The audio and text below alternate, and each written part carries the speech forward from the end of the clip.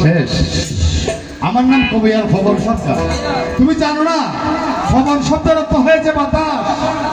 এই বাতাসের পরিবেশন করে তোমার মতন একজন নারী আমাদেরকে ছেড়ে বিগত 14 মাস হয়েছে। ভারতবর্ষের একজন মহিলা শিল্পী 32টা রাষ্ট্রের ভাষায় 36,000 গান লিখে নিজে সুর দিয়েছে, নিজে লিখেছে। তার নাম ছিল লতা মঙ্গেশকর।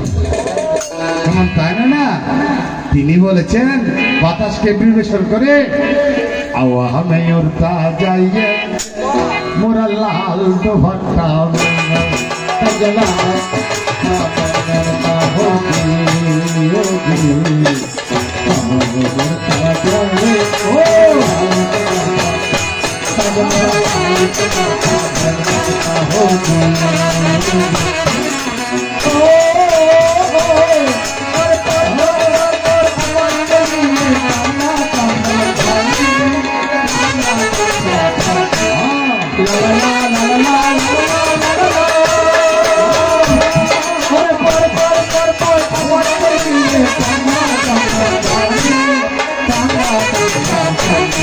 अरे दिल बाबा के प्यार के दोस्ती, अरे प्यार के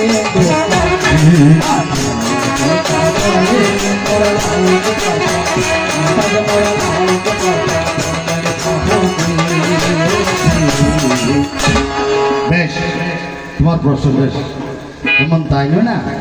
ভালোবেসে বেশে বেশ, ভালোবেসে বেশে বেশ, ভালোবেসে বেশ। দেখুন সংসার সুখের হয় রমণীর গুণে। মায়েরা ঠিক কথা, কি কথা?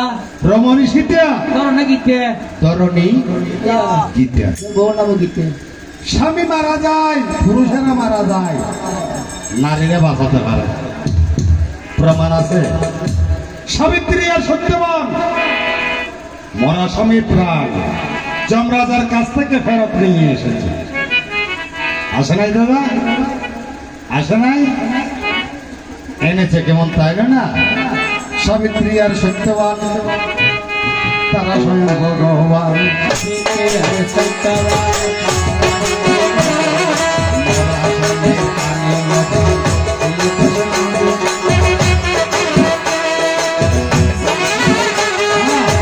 আরো কি রমণী সীতা তরণী গীতা।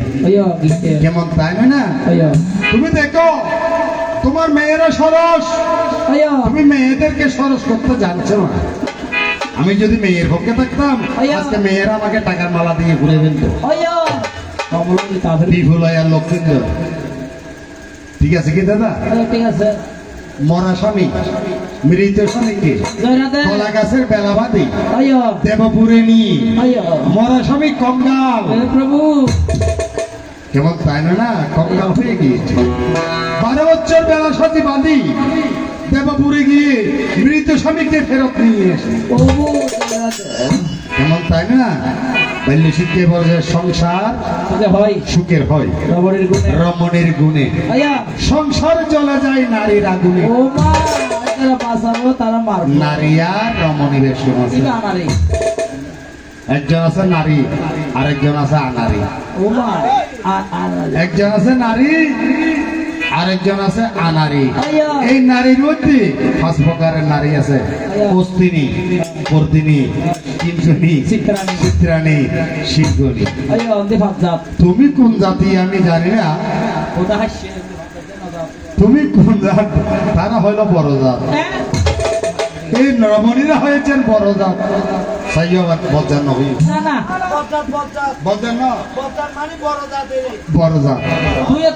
সংসার সুখের হয় রমণীর গুণে। কেমন করে? আমার জীবন না বেতন ভাই কেউ মনে করো 15,000, আমার বধূ ইনকাম করে দিলে 5,000। কত হচ্ছে? যদি 15,000 টাকা বেতন পায়, আমার বধূ যদি 5,000 টাকা ইনকাম করে তাদের হাতে দেয়, দৈনিক যদি 500 টাকা খরচ করে, আর থাকতো হতো 15,000 গেল কি আরো থাকতো 5,000। মেয়েরা টাকা ইনকাম করতে গার্মেন্টসে চাকরি করতে। মেয়েরা কেমন করে টাকা ইনকাম করে জানো? ঘরের গৃহকর্ম করি আইয়া। গানা রেখা তো গোসলিয়ে ডুবো রইল আইয়া সৌরি ভারত ডুবো সুয়ারি গাছ রইল জয়রাতে যেমন তাই না দাদা 10টা হাঁস ফালিল 5টা মুরগি ফালিল কেমন তাই না এইভাবে যদি যে গৃহস্থের পুত্রবধূ মনে মনে চিন্তা করবে আমি একদিন শাশুড়ি হব